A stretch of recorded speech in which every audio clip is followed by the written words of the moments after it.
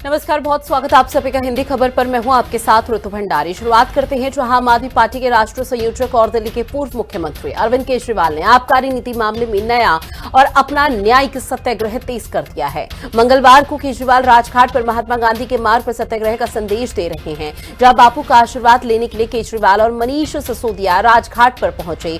ऐसे में जस्टिस स्वर्ण कांता शर्मा को चिट्ठी लिखकर उन्होंने घोषणा भी की थी कल कि वो उनके सामने न स्वयं पेश होंगे बल्कि ना ही अपने वकील को पेश करेंगे। इससे उनके घोषित सत्याग्रह का प्रतीकात्मक आरंभ माना जा रहा है। दरअसल दिल्ली आबकारी नीति मामले में सीबीआई की अपील याचिका पर सुनवाई जस्टिस स्वर्ण कांता शर्मा की अदालत में होनी है। केजरीवाल ने अपनी चिट्ठी में साफ कहा है और ये मेंशन किया है कि उन्हें जस्टिस स्वर्ण कांता शर्मा से न्याय मिलने की उम्मीद अब पूरी तरह से टूट चुकी है, खत्म हो चुकी है। इसलिए उन्होंने महात्मा गांधी के सत्याग्रह के मार्ग पर चलने का फैसला किया है।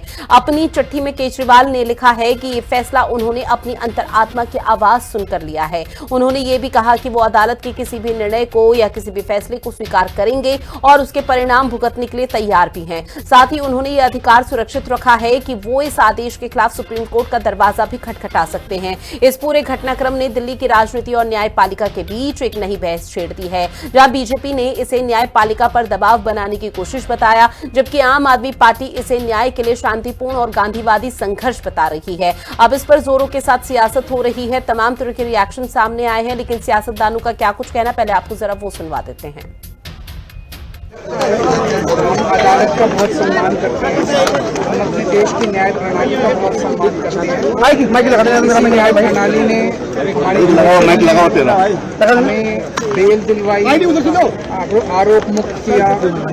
आज हम लोग अगर तो हमारी न्याय प्रणाली की वजह से घूम रहे हैं, लेकिन कुछ ऐसे जिसकी वजह से हमें ये सत्याग्रह करना पड़ा। और सभी हमने जज साहिबा को जो चिट्ठी लिखी है उस चिट्ठी में बयां कर दिए हैं, क्योंकि बेहद संवेदनशील मामला है। तो मैं अभी संदेश क्या है?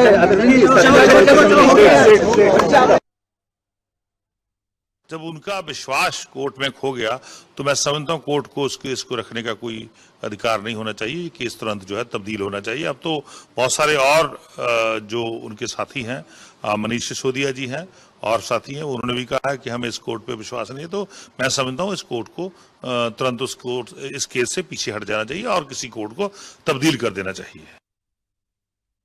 आम आदमी पार्टी के राष्ट्रीय संयोजक अरविंद केजरीवाल जो तस्वीर आप तक साझा कर रहे हैं, ये राजघाट की है, जहां पर आम आदमी पार्टी के राष्ट्रीय संयोजक ने न्यायिक सत्याग्रह का जैसे ही कल ऐलान किया था, उसके बाद से अब एकाएक तस्वीरें सामने आने लगी है। अरविंद केजरीवाल अकेले नहीं है, उनके साथ तमाम दिग्गजों की भी उपस्थिति है। मनीष सिसोदिया को आप देख रहे हैं, आम आदमी पार्टी के कार्यकर्ता पूरे जोश के साथ सड़कों पर उतरे हुए हैं। राजघाट पर महात्मा गांधी के मार्ग पर सत्याग्रह का संदेश दिया गया। बिना किसी लड़ाई के, बिना किसी हिंसा के यहां पर अपने विरोध, अपनी नाराजगी को दर्ज कराया जाएगा, क्योंकि जस्टिस स्वर्ण कांता शर्मा को चिट्ठी उन्होंने कल लिखी थी। उनके सामने ना तो वो अब पेश होंगे और ना ही अपने वकील को पेश करेंगे। इस बात का जिक्र उन्होंने अपनी कल लिखी हुई चिट्ठी में भी किया। वहीं बापू का आशीर्वाद लेने के लिए मैं मनीष सिसोदिया राजघाट पहुंचे हैं, केजरीवाल ने कहा मीडिया से रूबरू होते हुए। साथ ही केजरीवाल के घोषित सत्याग्रह का प्रतीकात्मक आरंभ हो चुका है। इस तरह के कयास अब लगाए जा रहे हैं। दिल्ली आबकारी नीति मामले में सीबीआई की अपील याचिका पर सुनवाई हो, इसी पर आज हम चर्चा करेंगे। चर्चा करने के लिए दो खास मेहमान हमारे साथ जुड़े हुए हैं, माफ कीजिएगा 3 खास मेहमान हमारे साथ जुड़े हुए हैं। बीएन झा जी जो कि बीजेपी के नेता हैं, पुष्पेंद्र श्रीवास्तव आम आदमी पार्टी के प्रवक्ता हैं, साथ ही हमारे साथ एडवोकेट शेखर कुमार जी भी जुड़े हुए हैं जो कि राजनीतिक विश्लेषक हैं। आप तीनों का बहुत स्वागत हिंदी खबर में। शुरुआत पुष्पेंद्र श्रीवास्तव जी आप ही के साथ में करूंगी। इस सत्याग्रह के माध्यम से आप लोग क्या मैसेज देना चाहते हैं, क्योंकि बीजेपी आप लोगों पर सर आरोप लगा रही है कि न्यायपालिका पर प्रेशराइज करने की कोशिश आम आदमी पार्टी इस वक्त कर रही है। नहीं, देखिए, प्रेशराइज करने की कोई बात नहीं है। हम तो महात्मा गांधी जी ने जो रास्ता दिखाया है उस पर चलने की कोशिश कर रहे हैं और इसी कड़ी में हमारे नेता माननीय अरविंद केजरीवाल जी आज उनका आशीर्वाद लेने राजघाट भी पहुंचे। देखिए, केस को समझना पड़ेगा। सबसे बड़ी बात यह है कि बहुत विनम्रता से माननीय जस्टिस जो स्वर्ण कांता शर्मा जी हैं जी, उनके सामने पेश होकर के हमारे नेता अरविंद केजरीवाल जी ने अपनी बात रखी थी और उनको बताया था कि देखिए किस तरह से अगर आप इस केस से जुड़ी हैं तो हमें निष्पक्ष न्याय की उम्मीद बहुत कम है। और उन्होंने सारी चीजें दलीलें दी अपनी, उसमें उनको सारी चीजें उनके सामने रखी, लेकिन बावजूद इसके माननीय जज महोदया ने ये कह के इनकार कर दिया कि इन सबसे कोई फर्क नहीं पड़ता। हालांकि उन्होंने ये डिनाई नहीं किया कि जो अरविंद केजरीवाल जी ने कहा था, जैसे उन्होंने उनके सामने ये पक्ष रखा था कि भाई आरएसएस से जुड़े एक अधिवक्ता संघ में आप बार बार जाती हैं, शामिल होती हैं। जैसे उन्होंने ये बताया कि आपके बेटे और बेटी जो है वो केंद्र सरकार के पैनल पर हैं और उनको जो केस अलॉट करते हैं सॉलिसिटर जनरल तुषार मेहता जी, वो भी आपके सामने इस केस में खड़े होंगे। तो ऐसे में न्याय की उम्मीद जो है बहुत धुंधली है। उन्होंने आग्रह किया था विनम्रता से, लेकिन माननीय जस्टिस अपनी जिद पर अड़ी रही है और उन्होंने इस केस से खुद को अलग कर दिया। देखिए, जब न्याय की उम्मीद धुंधली हो तो इंसान क्या करेगा? रितु जी, महात्मा गांधी जी ने जो रास्ता दिखाया था उसी रास्ते पर चलते हुए आज हमारे नेता माननीय अरविंद केजरीवाल जी और माननीय मनीष सिसोदिया जी, दोनों ही उन्होंने ये तय किया है कि अब माननीय जस्टिस स्वर्णकांता शर्मा जी की कोर्ट में ना तो वो खुद पेश होंगे। बिल्कुल सर, आपकी बात से मैं पूरी तरह से सहमत कि आम आदमी पार्टी इसी पशुपेक्ष की स्थिति में आ चुकी है, जहां पर उन्होंने सत्याग्रह का ऐलान कर दिया। अरविंद केजरीवाल की तरफ से बकायदा चिट्ठी लिखी गई थी। पुष्पेंद्र श्रीवास्तव जी, आवाज पहुंच रही है सर आप तक? पुष्पेंद्र जी, आवाज पहुंच रही है सर? पुष्पेंद्र जी, किया गया है और माननीय हमारे नेता ने ये तय किया है कि उस न्यायालय में न स्वयं प्रस्तुत होंगे और न ही उनकी तरफ से कोई वकील जाएगा। ठीक है। पुष्पेंद्र श्रीवास्तव जी, आवाज पहुंच रही है सर आप तक?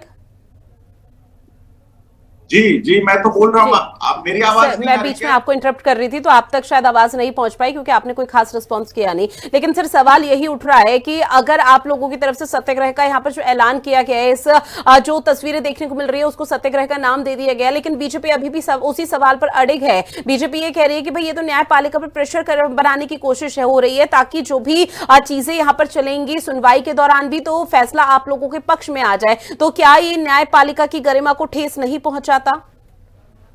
देखिए, जब मैंने आपको पहले ही कहा कि जब माननीय अरविंद केजरीवाल जी बार बार ये बात कह रहे हैं कि न्यायपालिका और संविधान में मेरा पूरा विश्वास है, लेकिन वो ये भी साथ में कह रहे हैं कि जब मन में आशंकाएं हो, जब निष्पक्ष न्याय की उम्मीद धुंधली हो, तो हमारा वहां पे खड़े होना, उस कोर्ट में प्रस्तुत होना बिल्कुल बेमानी लगेगा। ठीक है, क्योंकि हमको न्याय की उम्मीद नहीं है तो हम वहां कैसे? न्यायपालिका पर भरोसा है लेकिन जस्टिस पर भरोसा नहीं है जो फैसला यहाँ पर सुनाएंगे। लौटूंगी सर मैं आपके पास। बीएन झा जी, आपके पास आते हुए बीजेपी इस पूरे मामले को कैसे देख रही है जो आज तस्वीरें राजघाट से निकलकर सामने आ रही है? सर देखिए, बीजेपी तो सच पूछिए बड़ा क्षुब्ध है और देश में एक अलग तरह के एनार्की जैसी माहौल बनाना चाहते हैं। हम कहते हैं कि प्रधानमंत्री पे हमको विश्वास नहीं है, हम कहते हैं मुख्यमंत्री पे हमको विश्वास नहीं है, अब तो ये न्यायालय पे ही कहते हैं हमको विश्वास नहीं है। रितु जी, आप समझ सकते हैं देश के लिए क्या ये हम मतलब दे रहे हैं, क्या संदेश दे रहे हैं देश को, ये समझ सकती है आप? मैं कल भी कहा था आपके टीवी चैनल के माध्यम से कि कल को एक टेररिस्ट कहेगा कि मुझे तो न्यायालय पे, भारत के न्यायालय पे विश्वास ही नहीं है। नहीं सर, तो आम आदमी पार्टी ने ये नहीं कहा ना सर कि न्यायपालिका पर भरोसा नहीं है या न्यायालय पे भरोसा नहीं है। आप डाइवर्ट मत कीजिए चीजों को। उन्होंने कहा है कि जस्टिस स्वर्णकांता शर्मा पर आशंका जताई जा रही है कि उनके हित में सही तरीके से, पक्षपात और पारदर्शी तरीके से फैसला नहीं आ सकता है। मुझे एक पसंद नहीं है, मैं रितु जी एक चीज कहना चाहता हूँ, कोई भी जस्टिस जो न्याय देते हैं या वो ऑर्डर पास करते हैं, किसके बेस पे करते हैं? कानून के बेस पे करते हैं। वो अपने मन ग्रहण पे बेस पे कोई भी नहीं कर सकता है, कोई भी जज नहीं कर सकता, चाहे वो लोअर कोर्ट हो या सुप्रीम कोर्ट हो, कानून के अकॉर्डिंग करता है। क्योंकि मैं भी केस लड़ रहा हूँ पिछले 3-4 साल से रेगुलर दिल्ली हाईकोर्ट में, तो मुझे इन सब चीजों का बखूबी पता है कि जज वही लिखता है, जज वही कहता है जो कानून में लिखा हुआ है। कानून से बाहर कोई नहीं जा सकता है।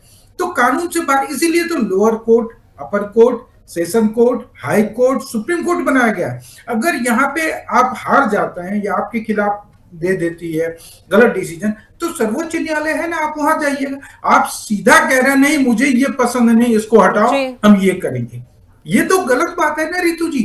ये आप क्या संदेश देना चाहते हैं? हम कल को मैं कहूंगा नहीं मुझे ये जज पसंद नहीं, मुझे तो वो वाला जज चाहिए। क्यों? ऐसा क्यों? जज किसी के साथ नहीं होता, जज का किसी के साथ सेटिंग नहीं होता है। यही लोग हैं जो कि अब पहले तो प्रधानमंत्री को गाली देते थे, अब जज को गाली देना, इनडायरेक्ट रूप से गाली ही देना हुआ, ये गाली दे रहे हैं। तो इनकी बातों में आके पूरे देश को भ्रमित कर रहे हैं। आप जाके कहते हैं गांधी जी के रास्ते पे, आप अन्ना हजारे के रास्ते पे तो चल नहीं पाए, गांधी जी के रास्ते पे क्या चल पाएंगे आप?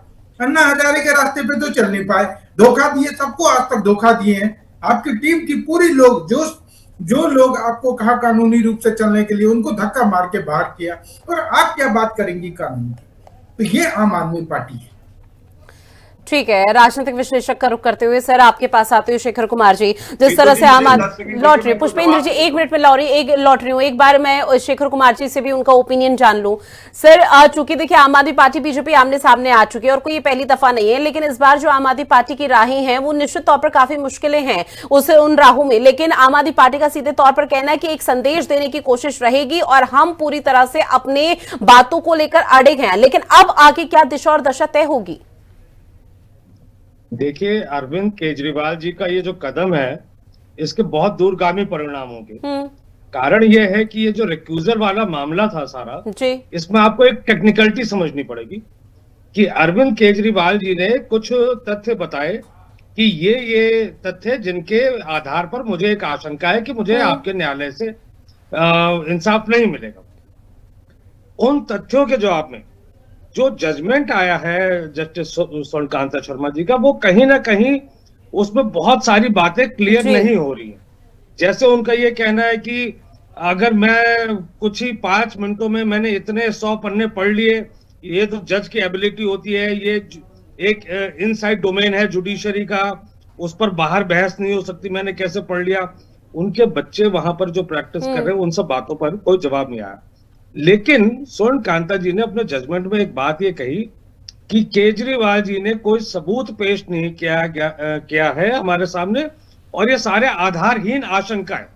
अब देखिए, यहां पर एक बात होती है, एक शब्द है रिमूवल, एक है रिक्यूजल। अगर आपके खिलाफ सबूत ही होते तो आपके ऊपर वाली कोर्ट में जाके आपको रिमूव करवा दिया जाता, उसको तो आपसे कोई पूछता भी नहीं। अब जहां रिक्यूजल की बात आती है, वहां जब आशंका है, आशंका के अंदर ही एक शंका होती है। अब उसमें कभी भी सबूत नहीं होते, सबूत होते हैं तो आपका रिमूवल होगा। जहां आशंका, वहां जज को खुद ही रिक्यूज कर लेना चाहिए था मेरे हिसाब से। और जब उस टाइम न्यायपालिका की गरिमा की बात थी, दिल्ली हाईकोर्ट में 44 जज, उन 44 जजों में से कोई भी सुन सकता था इस मामले को, और इससे यह हो जाता है कि इस मामले में किसी का व्यक्तिगत कोई पूर्वाग्रह नहीं है, ना किसी का उस केस में लालच है। अच्छा, अब इसके अलावा देखिए, जो भाजपा भी एक बात कह रही है, लगातार देखा जाता है कि सुप्रीम कोर्ट के चीफ जस्टिस जो है वो राज्यसभा सांसद बन जाते हैं। कभी कोई सिटिंग चीफ जस्टिस प्रधानमंत्री को घर में बुलाकर पूजा कर रहा होता है, जबकि गवर्नमेंट जो है, एक सबसे बड़ा लिटिगेटर तो गवर्नमेंट है। उसके आगे आप पश्चिम बंगाल चले जाइए तो वहां पे जज साहब रिटायर होते, भाजपा के टिकट पर चुनाव लड़ लेते हैं। जब कपिल मिश्रा और मध्य प्रदेश वाले विजय शाह का केस होता है तो जजेस का ट्रांसफर हो जाता है। तो देखिए, ये एक ऐसा पहलू है कि इस देश में बहुत सारी ऐसी बातें हैं जिन पे लोग खुलकर बात नहीं करते, लेकिन अंदर खाने सारी बातें खूब तेजी से चल रही होती है। केजरीवाल जी की शैली ये है कि इस तरीके की सारी बातें, आपको याद होगा लोकसभा चुनाव के दौरान जो अमित शाह और योगी के बीच में जो रिफ्ट है, उन्होंने मन से कह दिया था, पता सबको था, लेकिन इन सब बातों को मन से कहने वाला कोई नहीं था। दूसरी बात, केजरीवाल जो कहते हैं कि मैं व्यवस्था परिवर्तन के लिए आया हूं, मैं राजनीति करने के लिए नहीं आया हूं। अगर राजनीति करनी होती तो अभी अपने लिए सेफ रास्ता ढूंढ रहे होते। और ये व्यवस्था परिवर्तन, क्योंकि जुडिशरी के अंदर जो अधिवक्ता परिषद का आज की डेट में जो दखल है, जिस तरीके से जो कॉलेजियम से जो नाम जा रहे हैं, और ये पहली बार नहीं है। ममता बनर्जी को जब सुप्रीम कोर्ट किस लिए आना पड़ा कि खुद उन्होंने अपना पक्ष रखा, यहाँ पे केजरीवाल अपना पक्ष रख रहे। और जब केजरीवाल जिस दिन अरेस्ट हुए थे, उसके अगले दिन बेल एप्लीकेशन लगी थी, मैं उस दिन कोर्ट में ही था। जस्टिस बेला त्रिवेदी के पास वो बेल एप्लीकेशन गई और अभिषेक मनु सिंघवी ने जाते ही वहां ये कह दिया कि नहीं जी, हम अपनी बेल एप्लीकेशन को वापस ले रहे हैं, हम हाई कोर्ट जाएंगे, क्योंकि उनको जस्टिस बेला त्रिवेदी की बेंच से उस टाइम उस पर कोई भरोसा नहीं था। तो जुडिशरी का ऐसा होना कि न्याय सिर्फ वहां होना ही नहीं चाहिए, न्याय होते दिखना भी चाहिए, ये बहुत जरूरी है। और ये आज की डेट में इस देश में ये चीज जो है वो शायद बहुत कम होती जा रही है, और अंदर खाने इस पर बहुत चर्चा हो रही है। केजरीवाल जी ने इस बहस को आज सामने लाकर देश की जनता के बीच में रख दिया है, और जिससे मैं समझता हूं कि आगे एक बहुत पॉजिटिव फर्क पड़ेगा। ठीक है, पुष्पेंद्र श्रीवास्तव जी अपनी बात रखिए और साथ ही ये भी बताइएगा कि अगर फर्क पड़ता भी है तो आम आदमी पार्टी जो अभी सोच रही है, क्या वो पॉजिटिव रिजल्ट आएगा आम आदमी पार्टी के लिए? स्वर्णकांता शर्मा क्या बैकफुट पर आ जाएंगी? देखिए ऋतु जी, सबसे पहली बात तो ये कि बी एन झा साहब बार बार ये सवाल उठा रहे हैं कि आखिर इनको स्वर्णकांता शर्मा जी पे संदेह क्यों, आखिर क्यों इनको विश्वास नहीं है, बार बार सवाल कर रहे हैं। हमने माननीय हाईकोर्ट की जज की कोर्ट में खड़े होकर के अपनी बात रखी, जो शायद झा साहब को नहीं पता, तो मैं यहाँ दोहरा देता हूँ। देखिए, हमारी सबसे बड़ी चिंता यह है कि माननीय जज साहिबा उस अधिवक्ता परिषद में बार बार मुख्य अतिथि के तौर पर शामिल होती हैं और वहां जाकर के ये कहती हैं कि जब भी मैं यहाँ आती हूँ मेरा प्रमोशन हो जाता है, और वो अधिवक्ता संघ जो है वो आरएसएस से जुड़ा हुआ है। पहली बात, मैं 2-3 दलीलें बता देता हूँ, बाकी तो 10 दलीलें अरविंद केजरीवाल जी ने दी थी कोर्ट में। मैं झा साहब की जानकारी के लिए बस 2 चीजें बता देता हूँ। और दूसरी सबसे बड़ी बात, पूरी है, जो जज साहिबा है, पुत्र है ईशान शर्मा और उनकी बिटिया है शांभवी, दोनों ही केंद्र सरकार के पैनल पर वकील हैं, और उस पैनल में है जहां पे उनको केस जो अलॉट करते हैं वो सॉलिसिटर जनरल तुषार मेहता जी के हाथ में होता है। अब मैं आपको बताता हूं कि 2022 में स्वर्णकांता शर्मा जी हाईकोर्ट में जज बनी और 2023 में उनका बेटा केंद्र सरकार के पैनल पे आ गया, बाद में उनकी बेटी भी आ गई। अब उस पैनल में आप समझिए ऋतु जी कि 700 काउंसिल्स हैं, 700। वो शेखर कुमार जी बैठे हैं, उनको सब जानकारी है, वो आपको तथ्यों से अवगत कराते हैं। 700 वकीलों में आपका बेटा जो है वो टॉप 10 में आ जाता है, और उसको पिछले 5-6 सालों में लगभग 5,900 केस मिलते हैं उसको, और एक केस में एक डकेट अपीयरेंस के लिए उसको 9,000 रुपए का भुगतान किया जाता है। और इस हिसाब से आप देखिए तो ये जो रकम है वो 5 करोड़ से भी ज्यादा की बैठती है। तो आप समझिए कि जज साहिबा के सामने वो वकील साहब खड़े हैं, तुषार मेहता जी, जो उनके बच्चों को केस अलॉट करते हैं। उनके बच्चे उस केंद्र सरकार से फीस ले रहे हैं, 5 करोड़ रुपए की कमाई कर रहे हैं, जिस केंद्र सरकार का ये मामला, ये केस उनकी अदालत के सामने है। तो बताइए देश के एक आम आदमी को कैसे विश्वास होगा कि जस्टिस स्वर्णकांता शर्मा जी निष्पक्ष तौर पर अपना फैसला इस केस में सुना पाएंगे? यही हमारी चिंता है, यही हमारे नेताओं की चिंता है। तो हम इसके लिए अगर अपना संदेह व्यक्त कर रहे हैं तो आखिर जस्टिस महोदया अपनी जिद पर क्यों अड़ी है? दूसरी बात, अभी शेखर जी ने बताया कि भाई जस्टिस महोदया ये कह रही है कि जो केजरीवाल जी ने दलीलें दी हैं वो ठीक नहीं है, लेकिन उन्होंने अपने आदेश में ये बात नहीं कही कि जो दलील उन्होंने दी है वो गलत है, यानी मेरा बेटा और बेटी जो है केंद्र सरकार के पैनल पर नहीं है, इससे इनकार नहीं किया उन्होंने। और उन्होंने इससे भी इनकार नहीं किया कि वो जाति नहीं है, आरएसएस से जुड़े वकीलों की जो संस्था है उसमें जाति नहीं, इससे भी नहीं इनकार किया। तो भाई हमारे आरोप तो सही हैं, नहीं सही होते तो आप तुरंत उसको अपने ऑर्डर में लिख दी कि आपने गलत बात करी है, आपके तथ्यहीन है जो दलीलें हैं, हम इनको नहीं मानेंगे। आप ऐसा कहती, हम भी स्वीकार कर लेते कि ठीक है जी हमारी गलती है, लेकिन आप तो स्वीकार कर रही हैं कि जो हम कह रहे हैं वो सच है, तो फिर आपसे निष्पक्ष न्याय की उम्मीद कैसे करें हम? आप बताइए, देश कैसे आप पे उम्मीद करे कि आप निष्पक्ष न्याय देंगी?